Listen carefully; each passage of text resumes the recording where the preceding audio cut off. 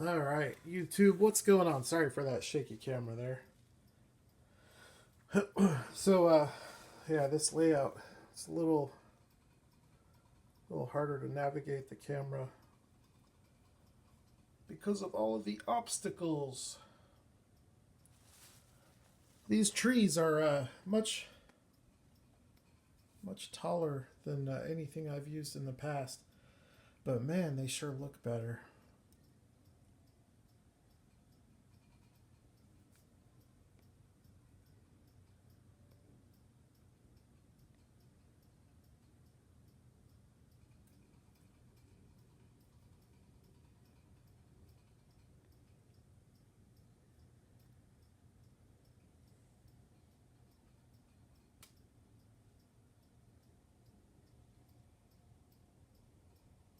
Let the old Defender out here.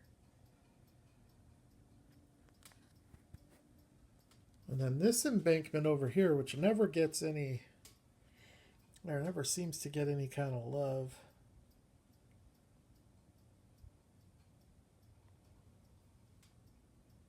It's just the way the angle of it is set up.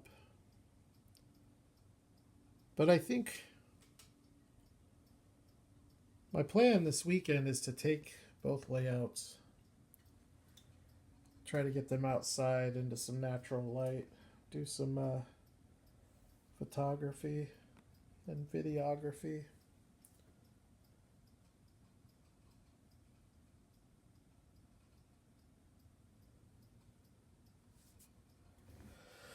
Okay, let's look at a few diecast cars, starting with this Kyosho.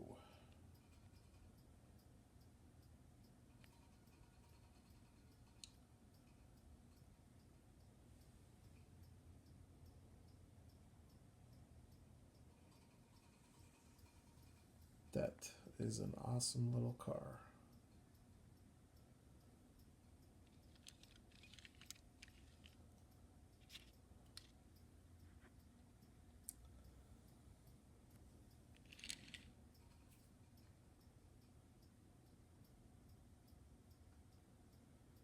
One of the best rear quarter angles of any casting I have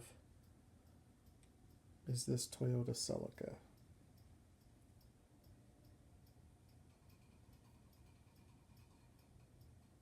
It's got a great front quarter too. The only thing I don't like about the front quarter is the rear quarter panel behind the rear wheel. I wish it had. I wish it was skirted.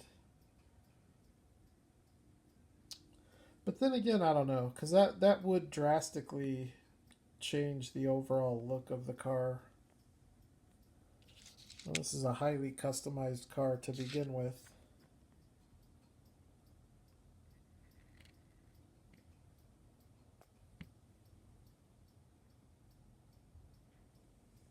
Toyota Celica from Aoshima.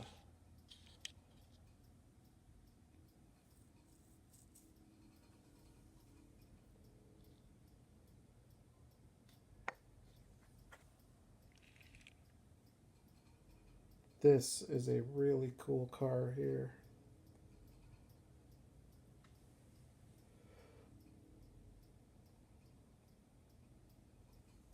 It's a Toyota Soarer.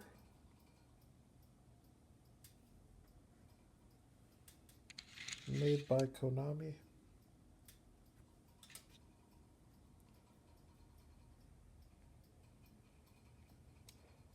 I don't believe TLV did this car in a two-door, but I should double check that. I don't think they have, but they might have. I know Kyosho did. Kyosho did it. Though they are pretty difficult to come by.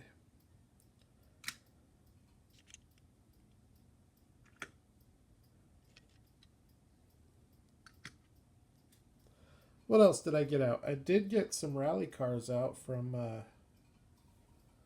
little CM's diecast. The Cosworth.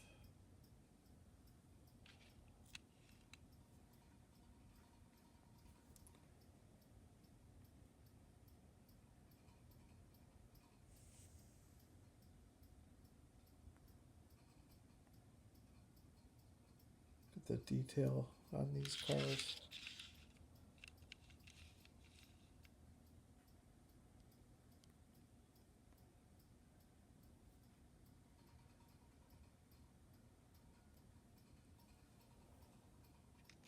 Also did get the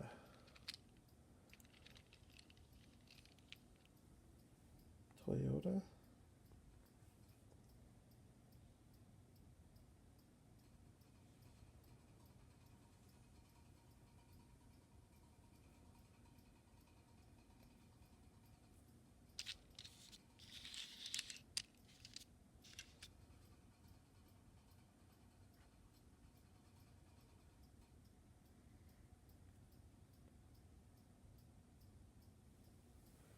And that is not all. I also did bring out the Peugeot. Which rally car do you all like the best? I know a lot of you Europeans are probably going to like this one. Me personally, I don't know. I tend to like the look of the Ford Escort, but I am such a Toyota enthusiast that I really do like this one as well. I like the Peugeot a lot too. I think they're all three really cool looking cars. It's hard to pick on these three.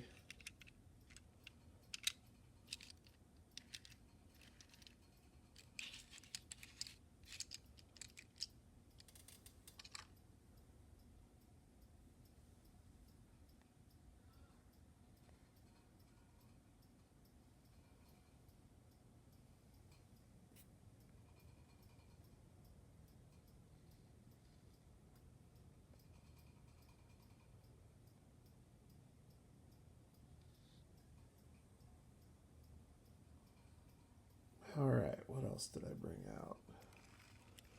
Konami, all of you champion DJKs of the world that are just getting your feet wet with Konami. This right here is one of their better castings. Probably the best, though, outside of the cars of the 80s.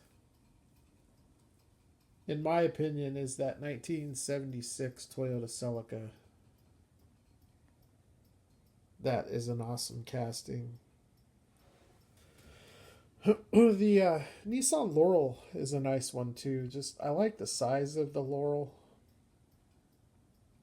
It's a big car. A lot of the Konamis are pretty small. This one's not terribly small though. It's probably a little bit larger than most Konami castings. Probably about the same size as the Kenmari. With a much, much different look about it than the Kenmari.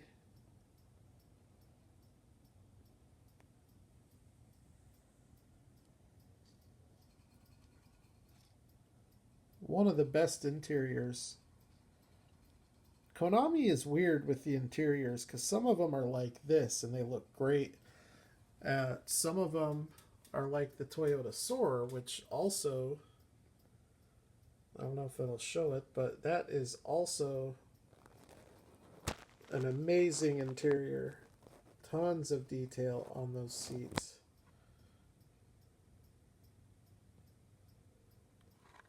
And then others are just, maybe it's just because the interior is black on some of them.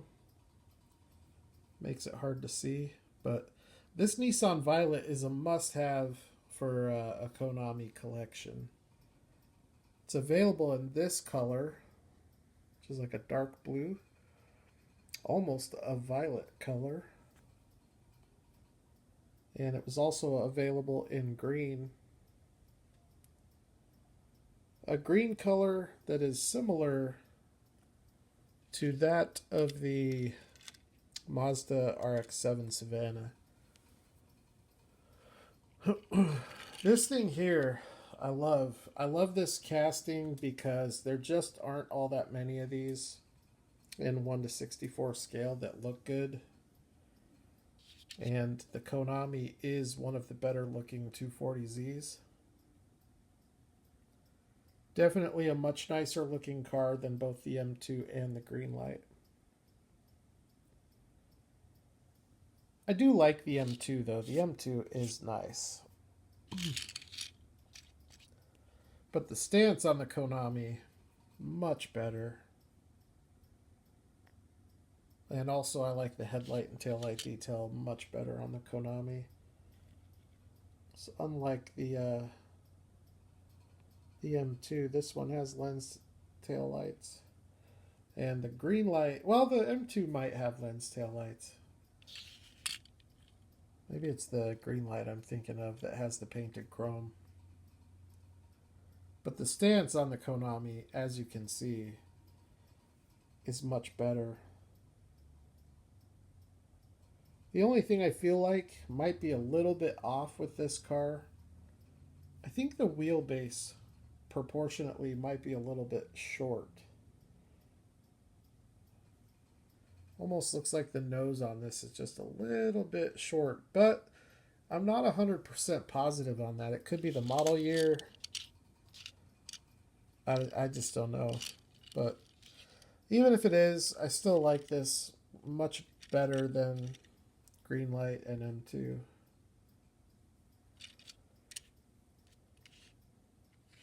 This car, if you are a collector of Toyota diecast, especially premium,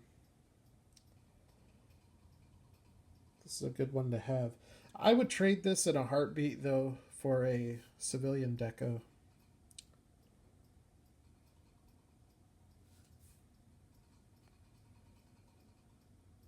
Even though I like the wheels on this. The wheels on this thing pop. They stand out. They really make the car look good.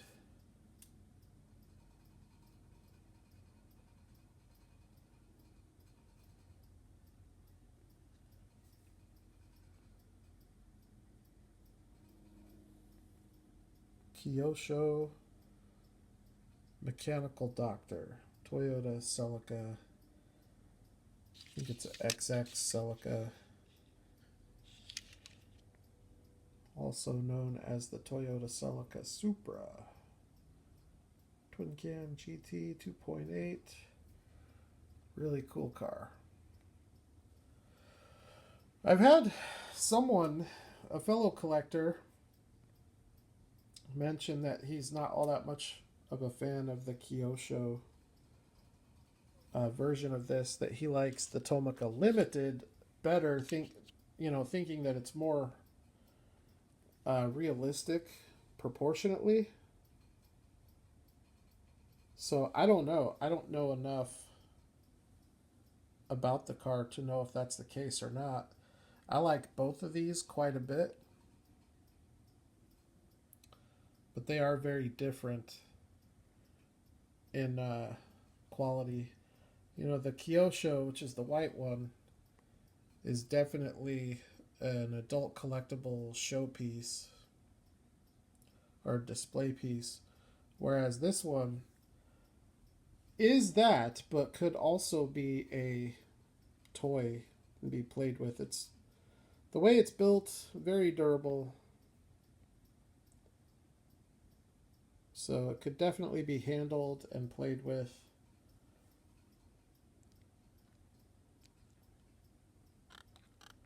A lot of suspension. This would be a really good one to lower.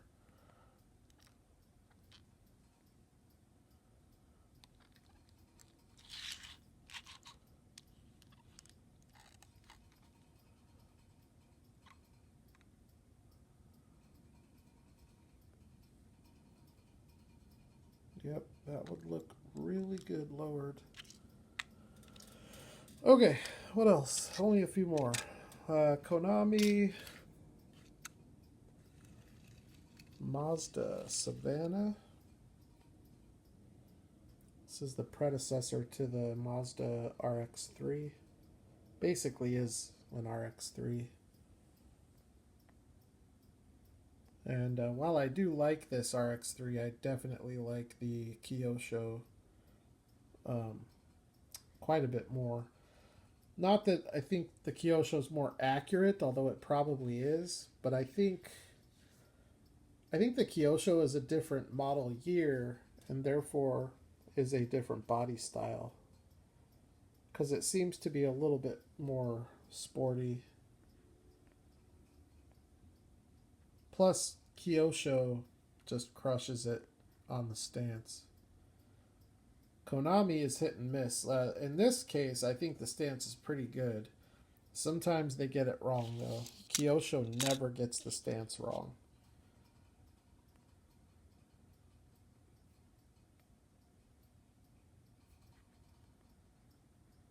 A lot of detail, though, on Konami castings.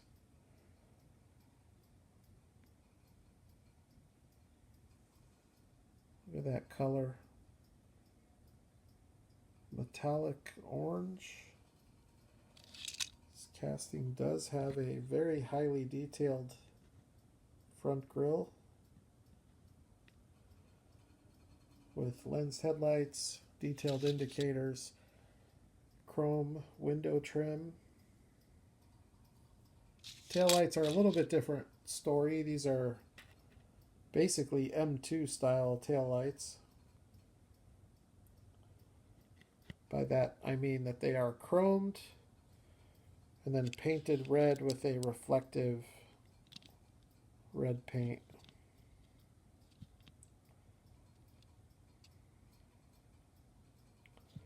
Which still looks really good. It just doesn't look as good as it would if they were lensed.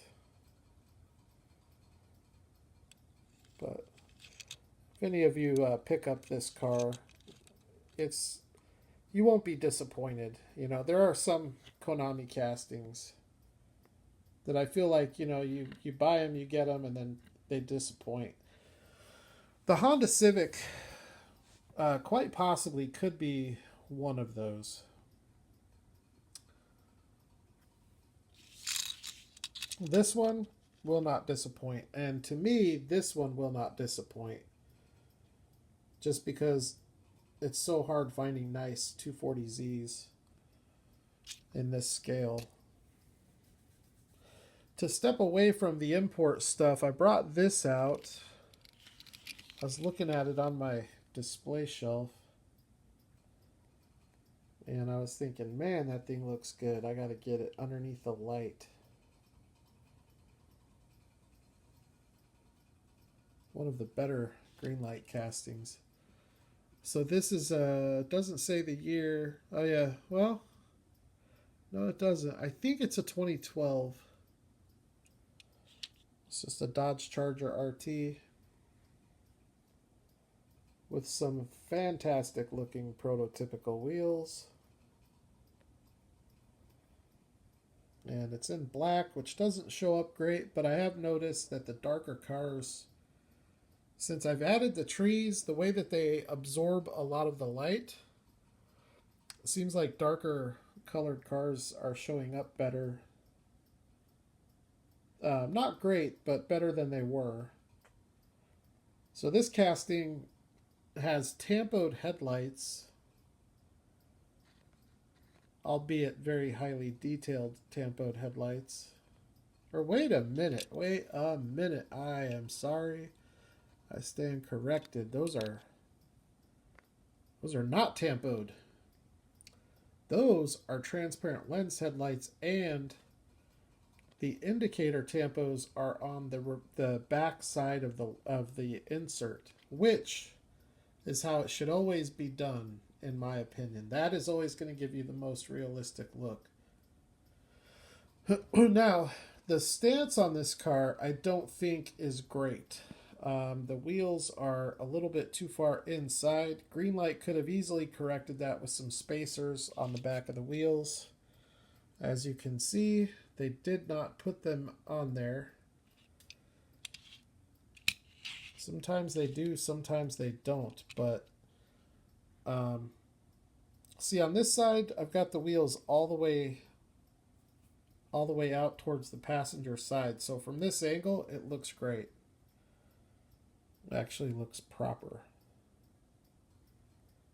So this casting has the transparent lensed headlights, also has the transparent lensed tail light that runs all the way across the back of the car. Greenlight has 3 different late model Dodge Charger castings. The first one that they did is tampoed headlight and tail light detail. Still a really nice casting, but all the detail is tampoed. And then this one came along with lens headlights and taillights. And then the new one, which is the same tooling that is used for the Hellcat, has lensed headlights and taillights. The taillight is very similar to this, where it runs across the back of the car. But a really cool car from Greenlight. We don't see it all that often, and we're probably going to start seeing it less now that they have the new Dodge Charger tooling. This one will probably be few and far between. There's a really nice Black Bandit version of this car too. That one was pretty limited. That was back when Black Bandits were 2,500 or 2,200 or something like that, when they published the production run on the front of the packaging. But this car, Murdered Out, looks great. It actually looks just like this, but with black wheels. Looks really good. And then the last car, another Konami. Actually, this isn't the last car. We'll do one more after this, but this is the Nissan Laurel, which is probably the largest Konami casting. The Toyota Crown is a big casting, and this is a big casting.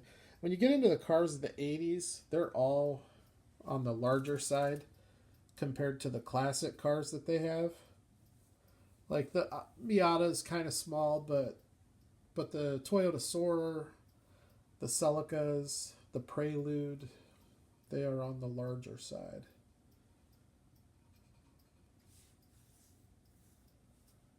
But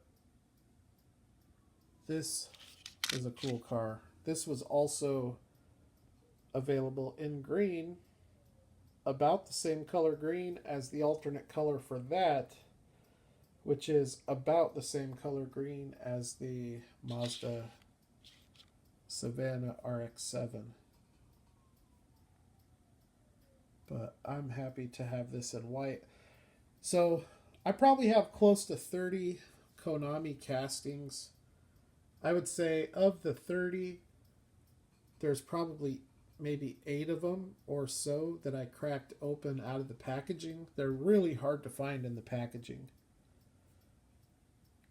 But this car is one of the cars that I cracked open.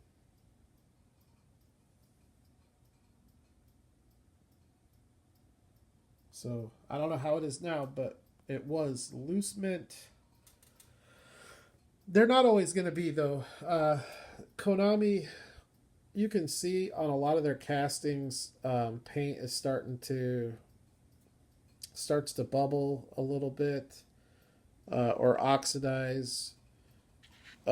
Even on like some of the chrome pieces, you can see that.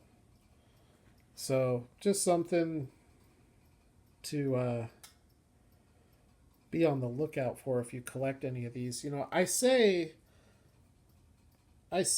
to crack your cars open, because packaging damages your cars. History will tell us that. If you look at cars that have been in packaging for a long time, it's proven time and time again that the plastic rubbing up against the paint destroys the car, the paint. So I'm an advocate for cracking cars open to preserve the condition of the car. However, with Kyosho and Konami, and in most cases you can even put M2 in that category, because they're mounted to a base and enclosed in some kind of a bubble or an acrylic, there's nothing rubbing up against the paint. So those cars you're probably going to be better off leaving in the package as far as condition goes. But from a collectability standpoint, you know, why would you want to leave your cars in the packaging? Unless, of course, you want to sell them for a lot of money, then it makes sense. If it's not your intent to collect for monetary purposes, to me, it just doesn't make any sense to keep them in the package. But I like this car a lot. This is another one. See, most of the Konamis, if slammed, would look really good.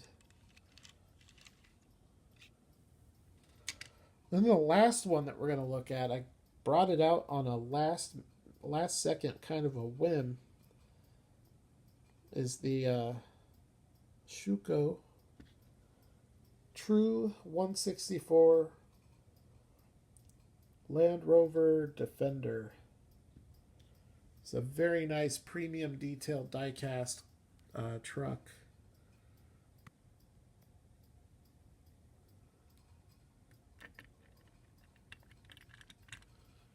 And this particular casting has some things about it I'm not all that fond of, but they allow me to do stuff like what I just did there by setting it on the boat ramp. And basically, it's just these mud flaps. So this is a metal body construction, as most die-cast cars are, but it's also a metal base, and with that metal base, you have die-cast mud flaps. So they create a lot of problems if you want to roll this around on terrain, uneven terrain. It's not a good casting to do that because of the mud flaps. If it weren't for those mud flaps, it would be great. In fact, I'm almost tempted to file these dang things off. I think it would look a lot better without them. But I do believe that those are factory. Anyways, it's a really nice casting. Schuco does great work with their premium stuff. And this is no exception. This Land Rover Defender. You can see here these wheels, super highly detailed, prototypical wheels. And you do get a full-size rubber spare with tread. So if one of these go flat, I am good to go. On the back of the truck, all the detail is there, but it's all painted.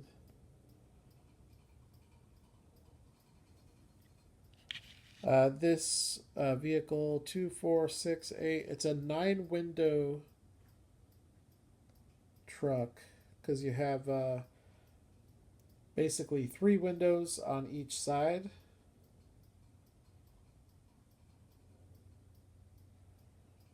Actually, no, 1, 2, 3, 4, 5, 6, 7, 8, 9. It's a 10 window, 11 if you count the sunroof. So you got 3 on each side, and then you got 3 on the back, and then you got the sunroof and the windshield. But the detail on this casting is amazing. I love it. I love finding premium detail 4x4s because there just aren't that many of them out there. That's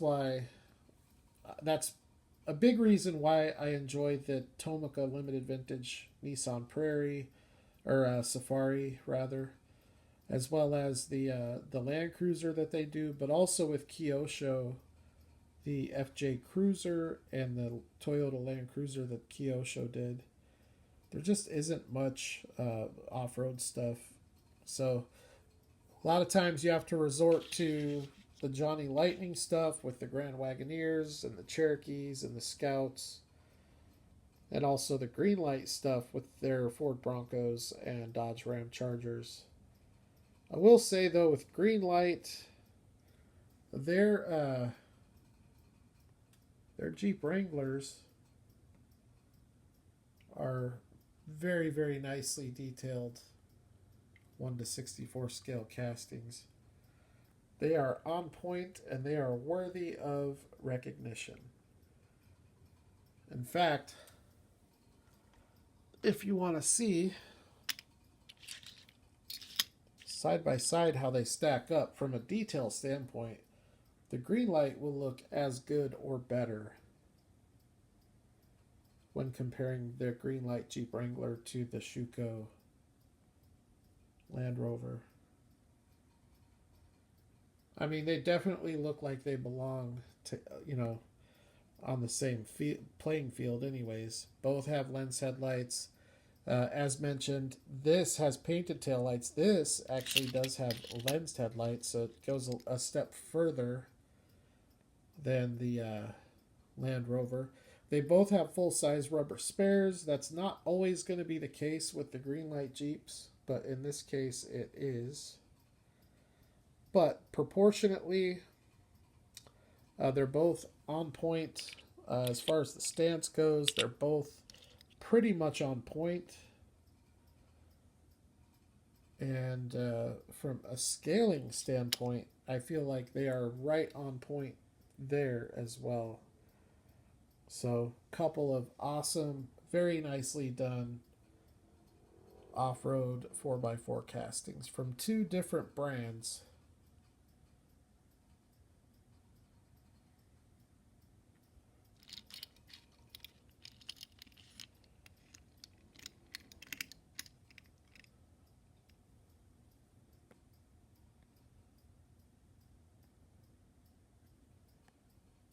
And that, my friends, is going to wrap up the video. All right. So, as far as the layout goes, that is the plan this weekend I'm not going to do the backyard thing just because I want to get somewhere where I can utilize the entire background. And I can't do that in my backyard because I'll either have kids' toys or a swing set or my fence or the large cactus that I have back there. And it's all way too close and it throws off the depth perception, which throws off the entire, it just throws off the entire scene. So I want to get somewhere where it's very much open and all the background stuff is at a distance, so that it can fill in all the background space here. Plus, I would like to get some natural sky in the shots. So that's going to be what I'm looking for. I've got a couple of spots in mind, but I'm going to take this layout here, and I'm going to take the overpass layout. The overpass layout, I've looked at that one in outside light. In fact, I think I have a video up. I know I have a video up on Instagram. I think I have a video up here on YouTube. This one here, though, I have not seen in outside light, so I'm very much looking forward to it. Because whatever you do to build your layout, whatever materials you use to get a realistic look, whether it's a static grass applicator or what have you, all of those things will take it to the next level to give you a realistic look. The next thing to do to give you a realistic look is to get it in natural light outside. That will definitely kick it up a full notch. So, real quick, I do have this. I don't know if this will even work, let alone help. I don't think that's gonna. All right, let me try something here. Move the brushes. Even still, I don't think that's gonna work. See, the problem with having a backdrop like that is that it creates shadows. So I just don't have enough light to drown out all the shadows. But I still think that blue looks better than the tub of die-cast behind it. So All right, everyone. Thank you, as always, for checking out the video. You all have a pleasant Thursday. We're almost done with the week. So enjoy it. I'll holler at you at the next video.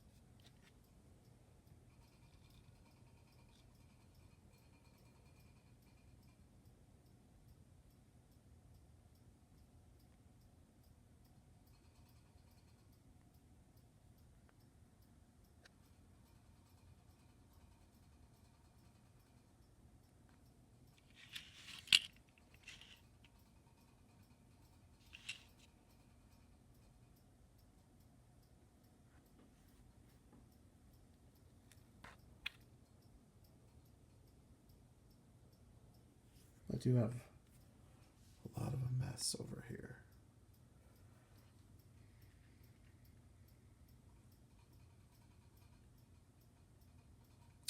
All right, everyone. Have a good night. I'll holler at you at the next video.